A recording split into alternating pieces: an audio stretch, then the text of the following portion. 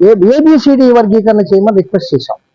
అంటే ఉద్యోగాలు తీసుకోండి కాబట్టి ఏబిసిడి వర్గీకరణ చేస్తే అత్యంత వెనుకబడిన కులాలు కానీ బీసీలో ఏబిసిడి వర్గీకరణ చేస్తే ఇప్పుడు స్థానిక సంస్థల్లో, మున్సిపాలిటీల్లో, మనకు రేపు రాబోయేటువంటి స్థానిక సంస్థల్లో కనుక ఏబిసి వర్గీకరణ చేస్తే ఏ అనేవాడు ఒక సీట్ ఇస్తారండి. అది ఏ అనేవాడికి అన్ని పార్టీల వాళ్ళు ఇస్తారు. మాకు బీసీలో కూడా మాకు పోటీ ఉండదు.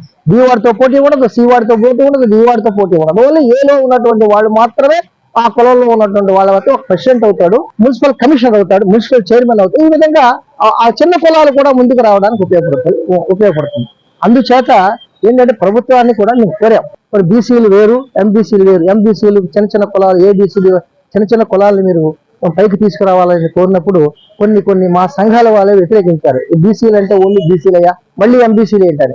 ఎంబీసీలు తోటి బీసీలతో మేము పోటీ పడలేం. దీంట్లో జనాధిక్యత కులాలతో మేము పోటీ పడలేం. మాకు చిన్న చిన్న కులాలు ఏదో ముందుకు వెళ్ళాలంటే అంతేటప్పుడు ఈ మన ప్రభుత్వం ముందుకు వస్తుంది, ఇప్పుడే వస్తుంది. మేము లాస్ట్ టైం జగన్మోహన్ రెడ్డి గారి దగ్గరికి వెళ్ళి అడిగాం, ఏమండి మాకు ఒక ఎంబీసీ కార్పొరేషన్ పెట్టమని. ఆయన ఏం చేశాడంటే ఎంబీసీ ఆయన చేయాలనుకున్నాడు, కానీ వెనకాల వాళ్ళు ఉంటారు కదా, వాళ్ళు ఏమన్నారంటే అట్లా కాదండి, బీసీలు ఎడగొట్టినట్టు అయిపోతుంది కాబట్టి మీరు సంచార జాతులను ఎంబీసీలు కింద పెట్టండి అన్నారు. ఇక అదే పట్టుకుని ఆయన సంచార జాతులను అందరినీ ఒక ఎంబీసీ కింద పెట్టి మమ్మల్ని అలాగే పక్కన పాడేశాం. తర్వాత మేము మళ్ళీ లాస్ట్ టైం మేము ఎన్నో ప్రయత్నాలు చేసి ఆయన దగ్గరికి వెళ్ళాం. చేస్తే అది కుదరదు అన్నారు. అప్పుడు ఇంకా చంద్రబాబు నాయుడు గారు ప్రభుత్వం వచ్చినప్పుడు మేము చెప్పాం, మీరు కనుక అది చేయని పక్షంలో ఎవరైతే చేస్తారో వాళ్ళ దగ్గరికి వెళ్తామని. అప్పుడు ఉన్నటువంటి పరిస్థితులు బట్టి మా ఎంబీసీలు మొత్తం 72 కులాలు ఉన్నాయండి, అత్యంత వెనుకబడిన కులాలు. మేమంతా ముట్టగా ఒక పిలుపునిచ్చాం, మనకి ఎంబీసీలు అనే కులాన్ని వాళ్ళ బీసీలు రావటం లేదు, దానికి జగన్మోహన్ రెడ్డి గారు కూడా ముందుకు రావటం లేదు. కాబట్టి ఈసారికి మనం కూటమి ప్రభుత్వానికి వేసి వారిని ప్రాధాయపడి ముందుకు తీసుకెళ్దామని రిక్వెస్ట్ చేసినప్పుడు కూటమిలో మన అప్పుడు లోకేష్ బాబు గారి దగ్గరికి వెళ్ళి ఆయన కొద్దిగా స్పందించాడు ఆయన.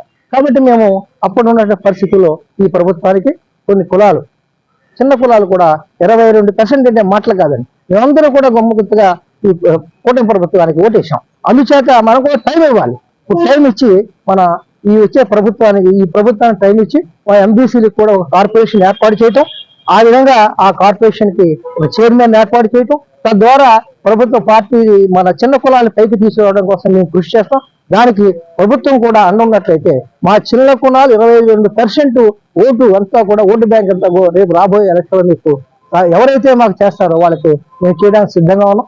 లేని పక్షంలో మళ్ళీ మా ఓటు బ్యాంక్ ద్వారా వాళ్ళకి గుణపాఠం చెప్పడం, ఆ విధంగా ప్రభుత్వాన్ని ఓడించడం ఇవి జరుగుతాయి. కాబట్టి వెళ్ళాం, స్పందించారు కాబట్టి ఇప్పుడు ఉన్న ప్రభుత్వం పర్వాలేదు, నెమ్మదిగా మరి ఉన్నటువంటి పరిస్థితుల్లో, ఇప్పుడున్నటువంటి ఆర్థిక పరిస్థితుల్లో ఒకటి చేసుకొస్తున్నారు. మనం కంగారు పెట్టేసి అది చేయాలి, మన కొంత స్ఫూర్తినివ్వాలి. ఆ విధంగా బీసీ సంఘాలన్నీ కూడా ప్రజెంట్ ఒక 2 సంవత్సరాల వరకు ఓపిక పట్టమని బీసీ సంఘాలకు పిలుపునిచ్చారు. మేము బీసీ 2 సంవత్సరాల తర్వాత మనం ఆలోచిద్దాం. అప్పటి వరకు ఈ యొక్క ప్రభుత్వానికి, మనకి కూటమి ప్రభుత్వానికి, ముఖ్యంగా మరి నారా చంద్రబాబు నాయుడు గారికి ఓపుకుంది. మీరు ఒక్కసారి ఆలోచించండి, 50,000 కోట్ల విలువైనటువంటి గూగుల్ సంస్థ, ప్రపంచంలో అత్యంత ప్రాముఖ్యత వహించినటువంటి గూగుల్ సంస్థను తీసుకొచ్చాడంటే మాట్లాడండి, ఆసామాషి కాదు. ఇవాళ రేపు బంగారు భవిష్యత్తు మీ వైజాగ్ ఉంది. అట్లాగే మరి మా బీసీలకు కూడా దీనివల్ల చాలా ఆశతో ఉన్నాం మేము. అంచేత 33%లో మా కోటా బీసీల మహిళల కోటా ఇచ్చినట్టే మాకు అనేక మంది ఉద్యోగాలు వస్తాయి.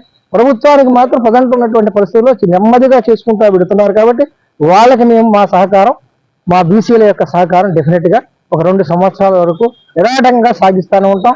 ఎక్కడా కూడా యాంటీ వార్తలు కానీ యాంటీ సోషల్ మీడియా ద్వారా వెళ్ళటం కానీ జరగదు. వారికి హామీ ఇస్తున్నాం, మాకు సహకరించండి, మీకు మేము సహకరిస్తాము.